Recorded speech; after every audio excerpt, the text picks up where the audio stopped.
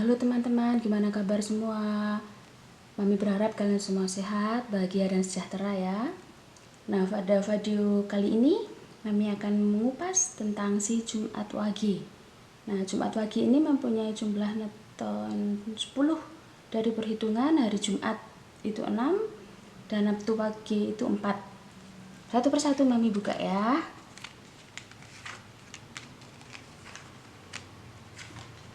Nah, pada kartu yang pertama ini terlihat bahwa si Jumat Wage ini terlihat jujur atau hatinya bersih. Yang kedua, dia mempunyai pendirian yang sangat kokoh. Dan yang ketiga, dia termasuk orang yang cerdas. Dan yang keempat adalah dia akan bisa menjadi penyelamat bagi saudara-saudaranya. Nah, untuk jodoh yang sangat tepat adalah yang mempunyai Sabtu, Minggu Wage, Selasa Pon, dan Jumat Legi. Nah, beginilah teman-teman pembacaan dari Mami Birna mengenai watak dan sifat si Jumat Wage. Semoga pembacaan dari Mami ini berguna bagi kalian ya. Mami juga minta maaf apabila dalam video ini ada kata-kata yang kurang berkenan. Dan pesan Mami, jangan lupa tetap berbuat baik.